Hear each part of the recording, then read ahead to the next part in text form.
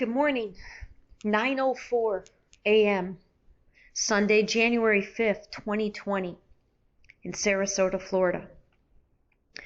This will be the fourth recording that is at least minimally, certainly at the beginning portion, related to a continuation of the processing of the Ecuador trip that never took place. The big Ecuador trip that I was still supposed to be there today. I wasn't set to return until tomorrow afternoon. So we're still talking about Ecuador, but we are also very consciously intending to begin to make it more general, and as such a little bit more, perhaps, at least the intention is, for this to be a little bit more beneficial to others listening, potentially, as opposed to just listening to the actual specific story, which I doubt very many people care to listen to anyway. Okay, so I kind of have identified 4 general segments of when something undesirable happens that you've got to face. And I've basically identified these 4 steps, if you will, for myself. Acceptance, because a lot of times you can't, if something's already happened, you can't go back and change it, right? This is sort of assuming that we're talking about something that's happened. It does no good to wish it hadn't, you gotta accept that it happens. The second sort of area, and by no means are these all like you complete one and then you do the second step. They're all sort of intertwined. The acceptance part kind of you might have to jump back to that as you process the next one, which is the feelings. I allow myself to feel what I'm feeling and honor the human side of me to feel it. Because what I've learned the hard way is if I don't do that and I try to kid myself and I shuffle it under the carpet, it's gonna reveal itself again down the line in my life in another way. So I might as well just be open with myself, be honest with myself, be raw with myself, and honor what I'm experiencing, and just don't judge it. Feel what I'm feeling without judgment. Third, I am a big on lessons. Do not want to miss the lessons. I'm sure that is in no small way related to the fact that I was a teacher in the classroom, not for a long time, but I'm definitely a teacher. I would argue we are all teachers and students. All of us are teachers and students. However, I think there are some folks that come into the form of their human character, and they're more intended than others to actually serve more formally in the role of teacher. And I would put myself in that latter category. But very related to that, this is a mini tangent. For those folks, I think you have to have even more awareness and the humility that even if you are somebody that more formally plays in the role of teacher, you can never lose sight of the fact that you are also a student. And perhaps people that you identify as your students, a lot of times they are your biggest teachers. And interestingly, that dynamic is very relevant for this story.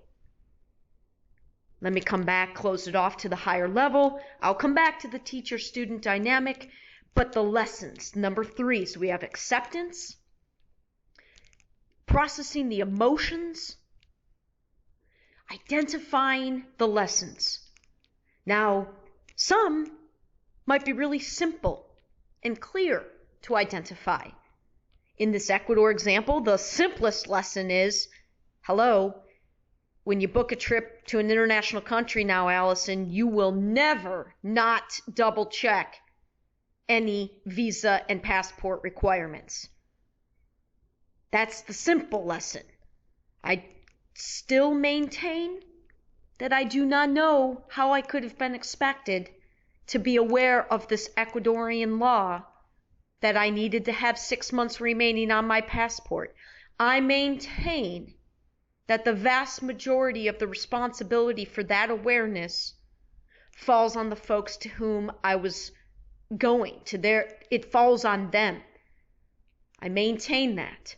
However, clearly, that is one of the simpler, more salient lessons to take from this experience. That's about the only one. Every single other lesson is very unique to my character. It's very unique. And I'm attempting to sort of bring the specifics without talking about the specifics too much, to bring the high level of those specifics, if that makes sense. The higher level lessons. Again, I know I probably got a little confusing there. I'm going to close that tangent for a second. I'll come back to it and we'll talk more about lessons. So we have acceptance, processing feelings, garnering the lessons, and understanding that a lot of them are unique and, also may not be revealed, may not ever be revealed to you what the higher purpose is. And I suppose I should mention the biggest, huge, enormous underlying assumption here is that I, Alyson, the character, the person going through this, the person speaking to this, I have my entire belief is Spirit is guiding my life. God, the light, cosmos, the universe, it's all synonymous to me. Yes, I have to make the choices. That's where free will comes in. I make the choices as the character, if you will, of Alyson.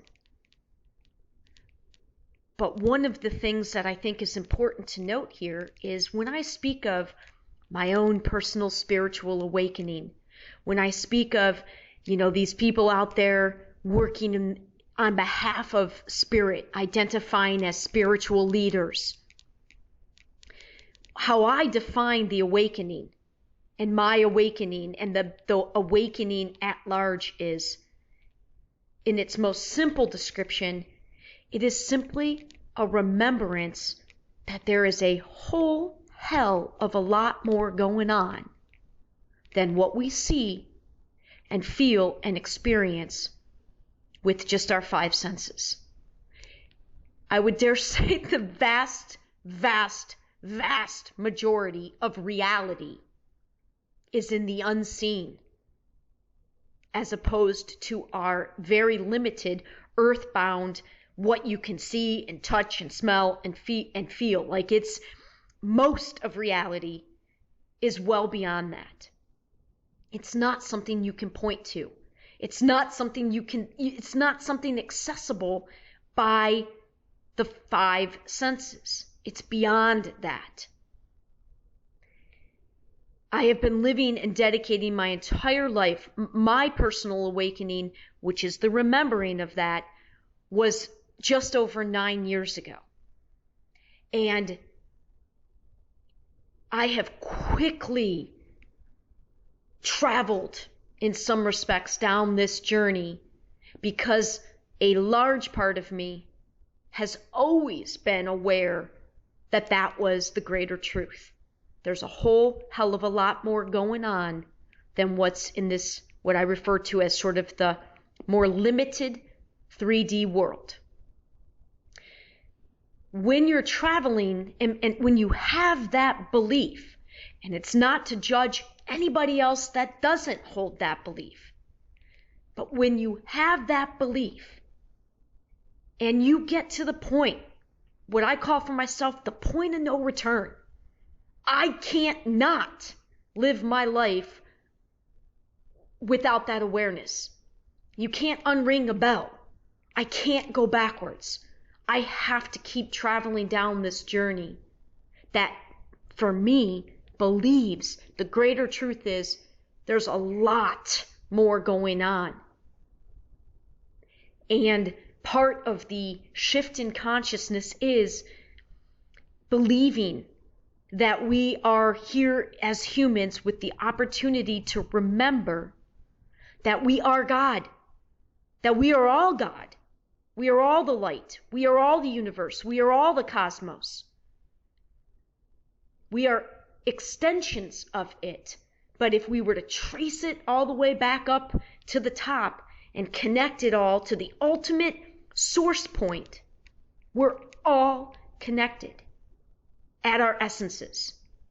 And to me, that's a game changer when you really believe that, accept that, understand that, feel that, and most importantly, as our human characters, when you start to live that, knowing that anything you do to somebody else, you're doing to somebody else, knowing that we are all in this together. It's a game changer. And the lessons, living life is completely different when you're out there, because what happens is, by virtue of following your own connection with that energy that is God, through your character, you're not on that mainstream path. Now, a lot of us on it are still navigating both. I'm still in the mainstream world, mostly because I still have to earn money to pay for my existence. Now, my dream is to earn money in a way where I don't ever have to compromise. When I am earning money, doing and working with people and doing work that I feel, that I perceive to be truly part of sort of what I call co-creating a different version of Earth. Serving love, not fear. Cooperating and genuinely helping each other to thrive, not to barely survive. And cooperation as opposed to competing, and that's closely related to a belief in abundance versus lack. We don't need to compete and fight and battle, which is tied to a belief in lack, if you believe that there's enough for everybody. It's a completely different way of engaging in the world. And as such, the lessons for people that are consciously on that journey, it's different than if you're navigating sort of more the traditional path. For example, the few people, I guess it's really only one person in my life who I consider her to be part of my inner circle. But it was interesting because her first jump when I texted her, and I have not talked to her because not many people yet are aware of this. And I'm not intending to have dozens of unique conversations about this. That is why I'm doing these recordings. But her first response was fight it, sue them, kind of go after them. That's completely foreign to me because I don't want to exist in a world where we need those things. I want to get back. What's always made sense to me is getting back and exchanging human to human, and not having all this middle layer crap in between. And again, so it changes the complete nature of how I handle things when they go good or when they go well or when they go badly. Okay, I'm going to pause there, bring it back, try to identify and repeat the first 3 segments and get to the 4th. So we've got acceptance, feelings, lessons, sharing. All of that is what's become my personal way of sort of processing my life. And I have purposely created now, and it has taken 7 years to get, I have a lot more as compared to most people, a lot more time and space, literal time and literal space to do this, to give myself this opportunity to not just blow through things when they happen. My life is insanely slower than it was for the first 3 decades, 3.5 decades. Much, much slower. Very purposely. Because what are we here for if we're not here to learn from our experiences?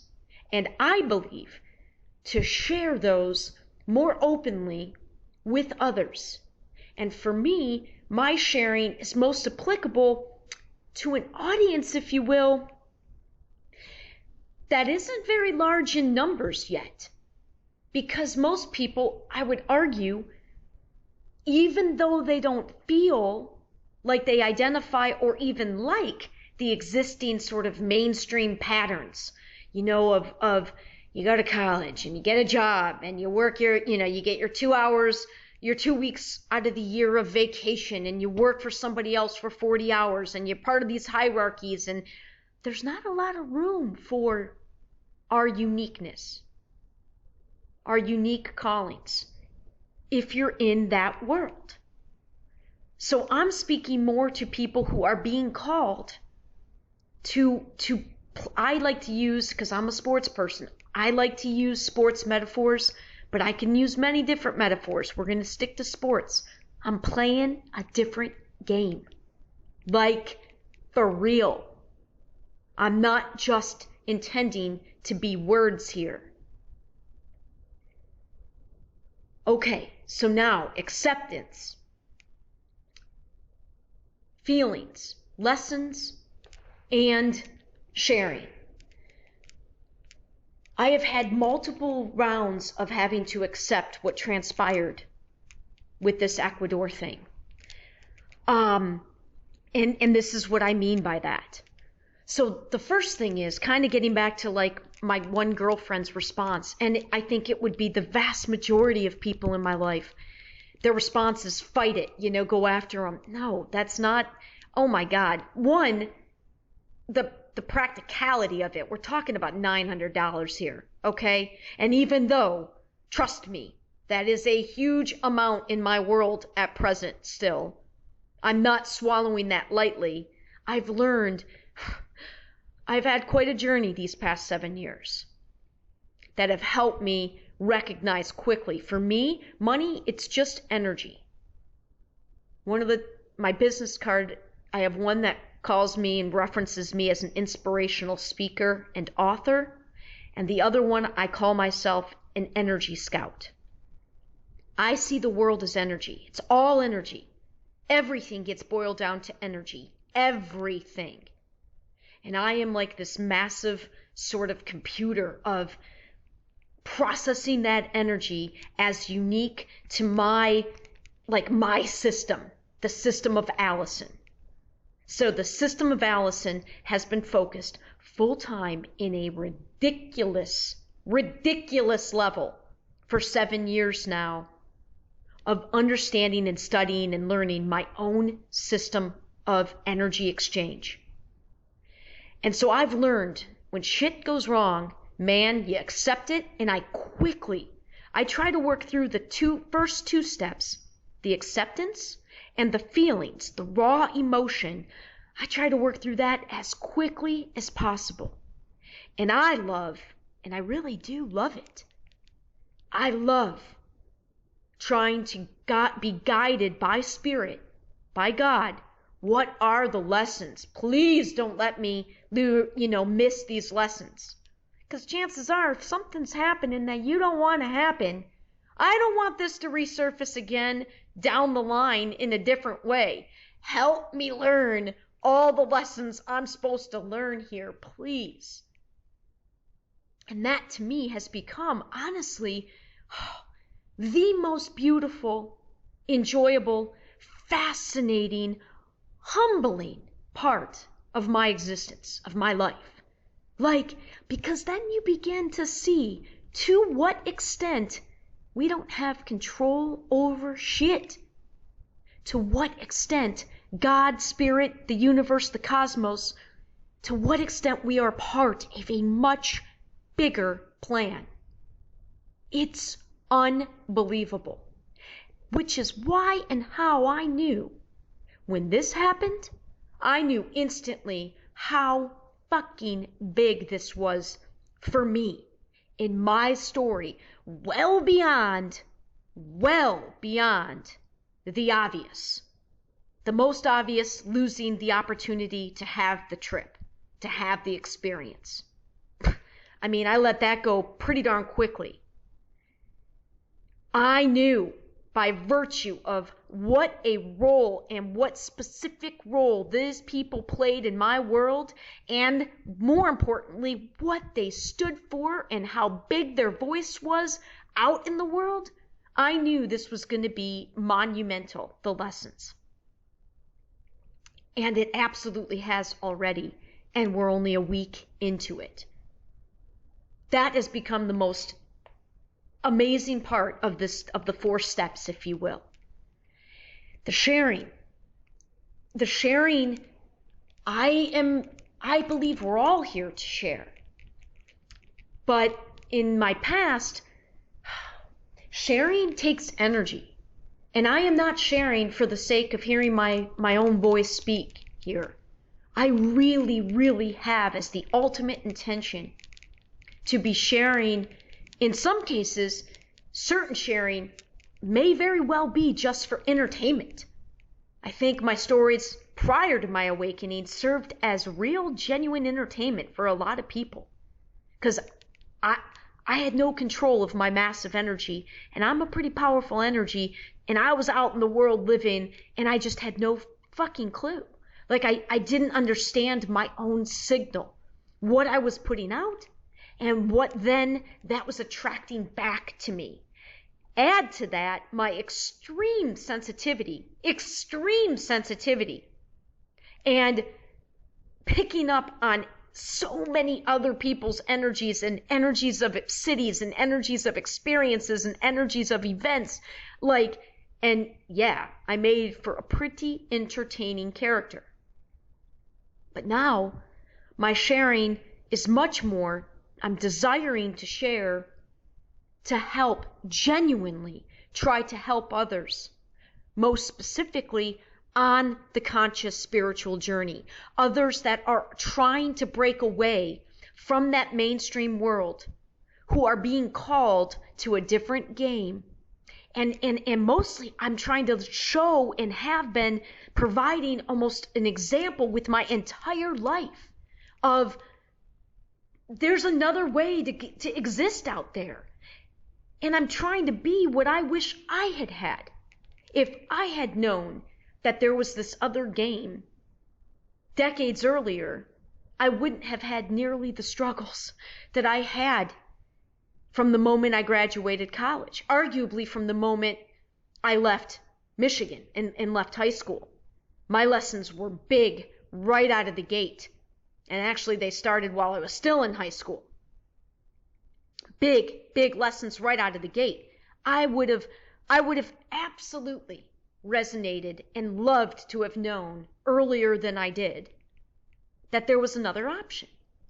However, I also believe our souls choose these lives. Our souls, the greater aspect of us, as you kind of go up the chain from your character all the way up, essentially it gets to God, the oneness, the all that's one energy, kind of the next level, if you will, is like it's your soul.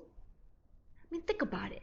If you've been to a funeral, the person that you knew as grandpa or grandma, When you go and you see their body in a coffin, although I think that's we've got a lot more cremations now, but back, I'm sure many of us have seen a deceased body. The essence, the person that you knew as grandpa or grandma is not there, clearly, right? You just seen their deceased encasement. Where is that essence? What is that essence? That essence, I believe, is our higher selves, our soul. And our soul kind of makes a game plan for us to come down here and to act out. The tricky part is that one of the tough thing is when we come down into these bodies, we forget the game plan. Like part of the awakening is the remembering, oh yeah, shit, I came down here with a mission. I came down here to play a specific role on the human team. We are all ultimately on the same team. And as such, we have to respect and honor the entire gamut. We've got to respect and honor those that we can't stand as much as respect and honor the people that we love. We got to respect and honor everything we label as bad and awful as much as the things that we label as good and beautiful. We've got to be able to harmonize with people, in this case, talking about the people that are on more of a mainstream path and folks that are being called to a different game. I'm not speaking to this other game to convince anybody that's doing well or that's on the mainstream path. I'm not trying to debate anybody. I'm not trying to entice you to go, I'm simply trying to be what I wish I had thus far along my journey. As I started to say earlier, though, our souls came here for a reason. So I know with certainty that every single thing that has happened was intended to happen exactly as it happened. That is why I don't waste time with the acceptance part. I'm not lingering on in this situation, I'm not lingering on the fact that I didn't go. And I don't even want to linger on their reaction and their continued reaction. I'm trying to use this and integrate it immediately, as quickly as possible, into my life and my being in an effort to serve me. And then to share what I can of that experience that I think can benefit somebody else. All right, I need to pick up the pace a little bit here if I want to get this done in an hour. No more than an hour. Preferably want to get these done down to a half hour, but we're working on it. Okay, quickly. My last recording was January 1st. 45 minutes after that recording, I received a response from these guys. I was actually pretty shocked, and I was immediately triggered. I had not felt anger. I felt more disappointment and shock and holy shit, it was so surreal to have something like this happen. I had no frame of reference. Every part of this was brand new. It was shocking. From the moment at the airport, in the Uber ride home, shocking. For a good 24, at least the first half dozen hours, at least the first 6 hours, but I'd say for the first 24 hours, I was immobilized in some regard. I kept moving forward through it and began my processing, but man, I was still holy shit, this is just insane, Well, the anger didn't get triggered until their second response. Their response back to my very long letter that I read on the second recording in this Ecuador series. And then I wrote back to that. And then I got a third response from them. And those were incredibly triggering for me, anger-wise. Incredibly triggering because they continue. In the first one, they wanted to point out the cancellation policy. I'm like, you gotta be kidding me. You guys are kidding me, right? I did not cancel. In no way, shape, or form did I cancel. So and then the second email, or the next response after that, they said, we did point out that you need to check your visa requirements. Hello, jackasses. This isn't a visa issue.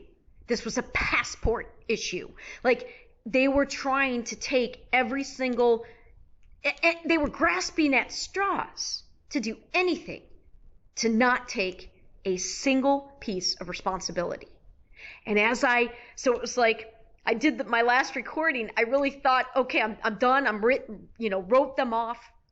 Let me continue to proceed with my 4 steps. Let me get into the lessons more and get into how I feel and being called to share this. And then I got that response, and then I got one the next day. And oh my God, I had to really work through the anger that was triggered, because I just couldn't believe the audacity of these folks. The other feeling, so that's kind of what's transpired. And then my third and final communication to them, Spirit came through me really well. Like, that one could be the best thing I've ever composed in writing. And I can't take credit for it. Like, it comes through me. I even look above. I'm like, Spirit, man, you got to come through me on how to respond to this. And it was solid. It was really, really solid. And in the process of doing that, just allowed me to feel even more empowered, and as such made more salient to me the lessons that I was learning. And this kind of goes into feelings. So, well, no, I don't want to jump to the lesson.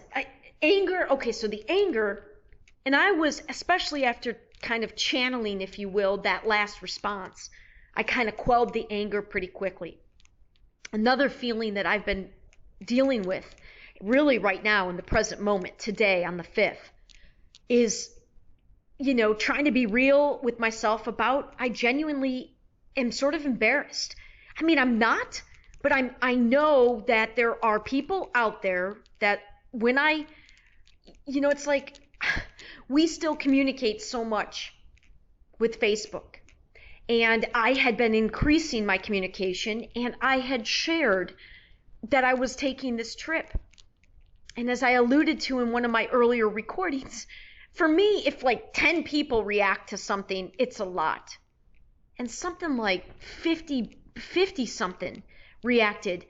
And part of what I've had to process is this I have felt this embarrassment, but I have learned that I pick up on, I'm so sensitive.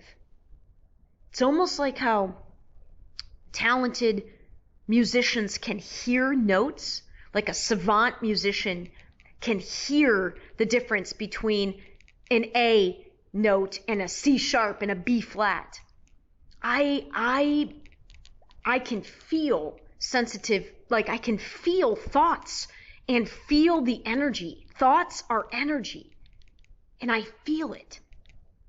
I could feel, I wasn't embarrassed, not me, not as myself, but I know there are people out there that when I share it, they're gonna feel embarrassed. They think I should probably feel embarrassed because, hello, Alyson, you're going off the mainstream grid here. You didn't book this with the travel agent. You can't see that these guys are all about the money. I know these are people's feelings and thoughts because not many, but a select few have expressed those to me, almost validating what I've picked up already. So I had to process through some embarrassment. I still am.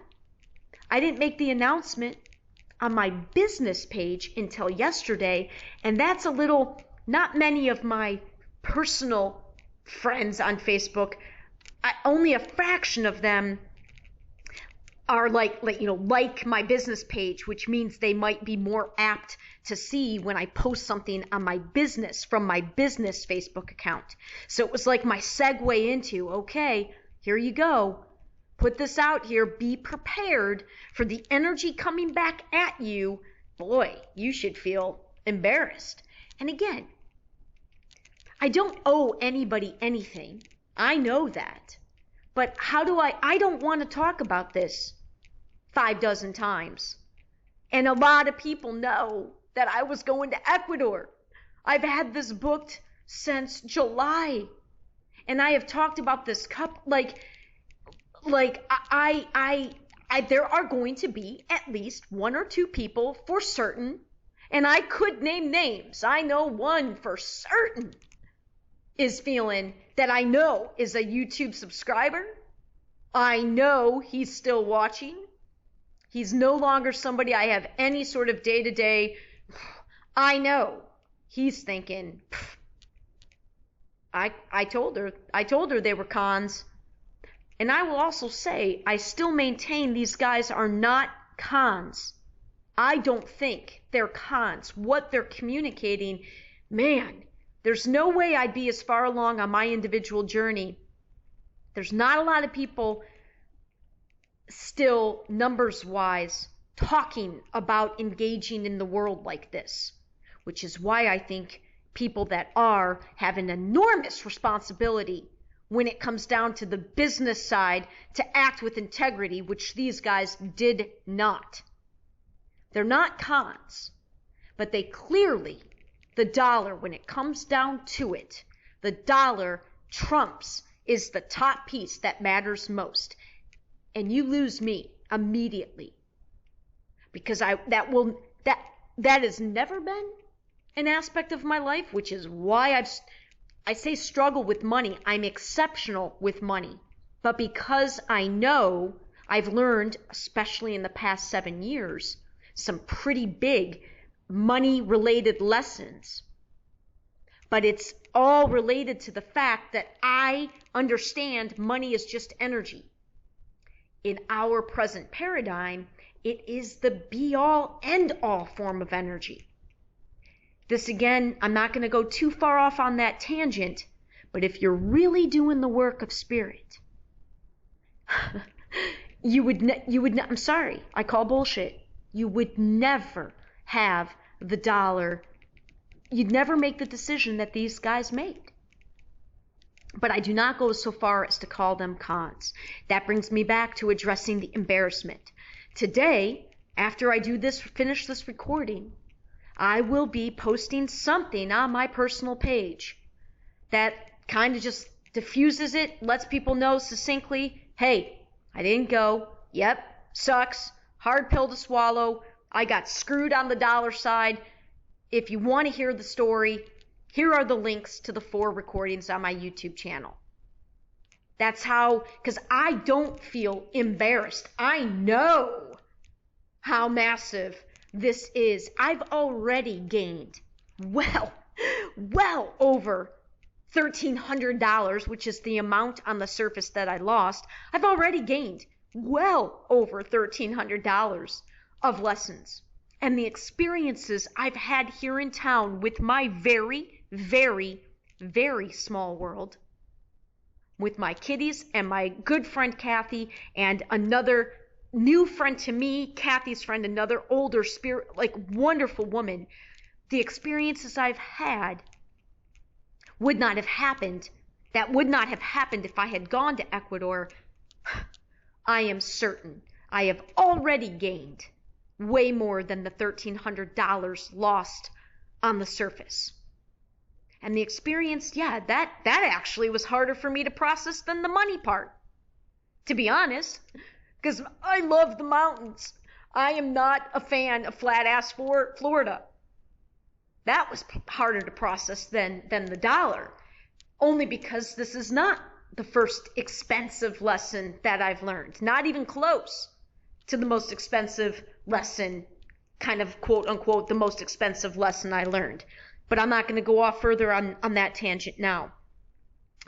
And then I think, in terms of, let me check the time. Oh God, Alyson, you got to move it up here. Okay. Feeling also of, what I shared on the business page yesterday generated a couple of comments from a couple of close friends in my past and even a beautiful message from one of those friends, a phone message that I did not receive. I was out running when she called. And it's funny because, gosh, like exactly it's like one of my greatest struggles in the past 7 years has been, I'm putting out something with these extremely high level intentions. And very, very, very few have sort of received what I'm putting out in the way that I'm intending. And that has been so challenging for me. And it's not a judgment of anybody. I'm really coming at living in the world from a very different, again, I'm not playing that mainstream game. And I think unless you have sort of at least a little bit of experience of, not working in sort of the main, it's really hard to understand, that I'm serious. I know I'm a week beyond this. I'm over it. Like that's why I wrote what I wrote and stated what I stated. I don't need to talk about it. Like I'm over the actual incident. I want to jump into the lesson part, and I just feel like, and like I said, most of those lessons are still being unveiled to me and being revealed to me. But it was an interesting processing of feelings, because I just kind of like had yet again this feeling of being misunderstood. I mean, that's pretty much dominated my whole life. And it really was the biggest contributor to massive depression up until my awakening. Because the depth of and the complexity of my character has always been present. But like I said, I was like a wild sprinkler out in the world with it, not really understanding myself. And ever since my awakening when I launched my company and how I launched my company and handling the massive debt situation, like my life in the past 7 years has allowed me to understand myself in a way that really right now, I can honestly say there's only a single person, Kathy, my neighbor and friend, and on insane levels that is so not accidental that I won't get into here. She is the only single human being I perceive, I feel, that really sees me on this like more of that soul level, as opposed to the character. Most people see me as their relationship to the character of Alyson. And again, this I'm gonna just hold it there and not go too far off on that tangent, because this friend meant so well. I know she did. And I'm gonna send her a text in a little bit here thanking her. But I really am okay. Like, trust me, I knew instantly once I got through sort of the human part of it, the acceptance that had happened and the feelings, that I'm on the fast track to the soul part of it, the higher part. Alyson's all these pieces. The Alyson, I'm on the soul part of, okay, help me learn the highest lessons so that I can then integrate that through the character of Alyson in each of these dimensions of her life. The Alyson through the Ironman world, the Alyson through her local race world, the Alyson in this case through the women that responded were both high school teammates, two of my greatest teammates. And one of the highest level things is speaking of teams. So again, I'm sure that's going to be kind of fuzzy, but I don't want to go further into any of that now, because I do want to try to keep this to an hour and really try to keep it all somewhat closed and not too many tangents. Okay, lessons. I'm going to go, 15 minutes. Okay, lessons. The biggest, highest lesson here, very, very new for me. for most of this adult life, for most of my life, not even as an adult, most of this life, I accepted blame and responsibility for things for everything. I was accepting blame and responsibility for the state, everything up to the state of the world almost. I mean, really. I mean, that's a little bit of an exaggeration. I did not know.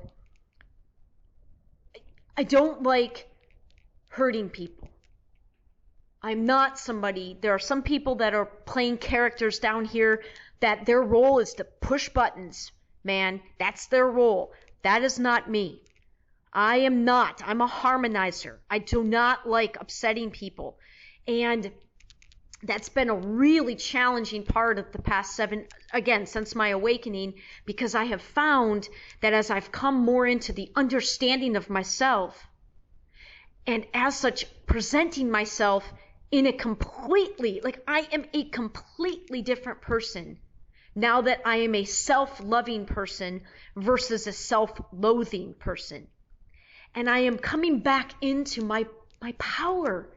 I'm not afraid. I'm confident again. I was a leader all the way through high school. And because my first lesson out of college as a college athlete was so painful, and I was not ready. I mean, I was, because whatever you're facing, you're ready for. But man, that knocked me down in an enormous way. Once I gave up and relinquished that scholarship, I was able to have the rest of my college time. I was back into my leadership and gaining that confidence. But then once I got out into the quote unquote real world after graduating college, I couldn't play the game. I couldn't play that mainstream game. And so my confidence, my leadership, everything took a knockdown. So when I spent the first 22 years of my life playing big, and not because I was conscious of it, I just didn't know any other way to play but big. The last 22 years of my life, I've been playing small.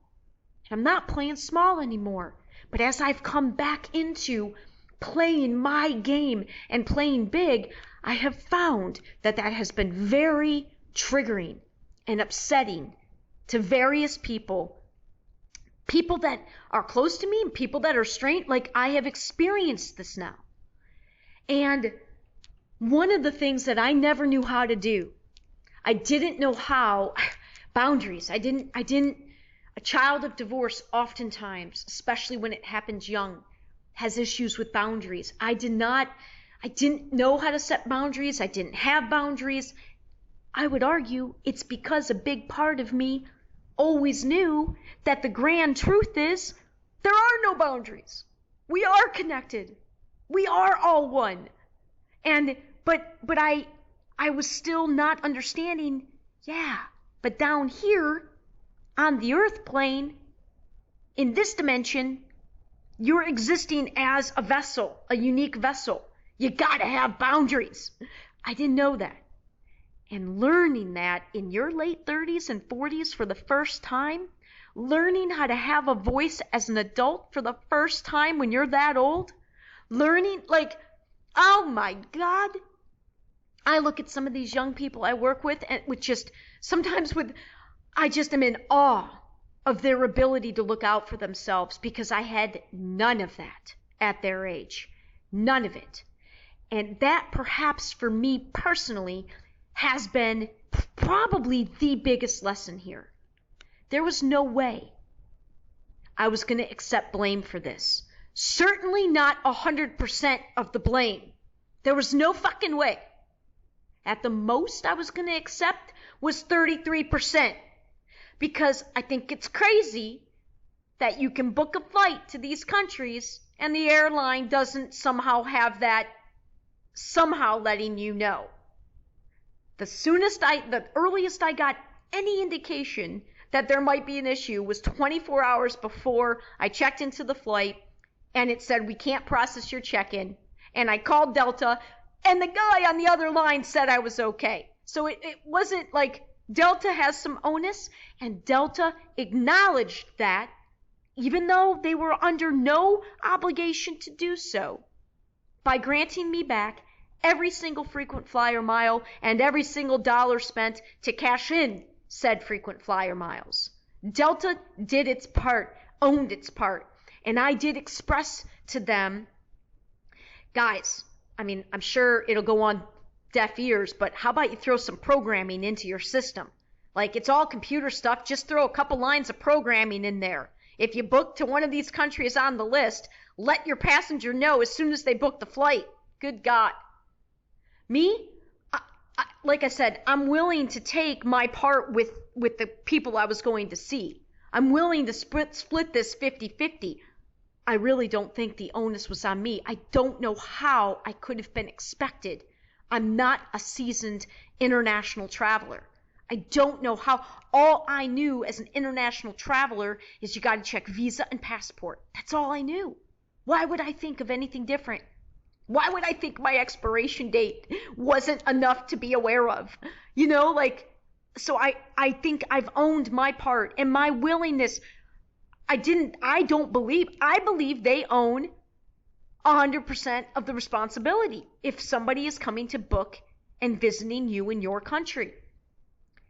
And the fact that these guys were going to continue to throw, and it was ridiculous what they were putting out, the cancellation party, the cancellation policy, the visa. Are you guys seriously think I'm that dumb? Like, what? No, I am not accepting this. And that is new for me. That is brand new for me to do that. Like, brand new. I am doing that and have done that in the past year in ways that I've never done.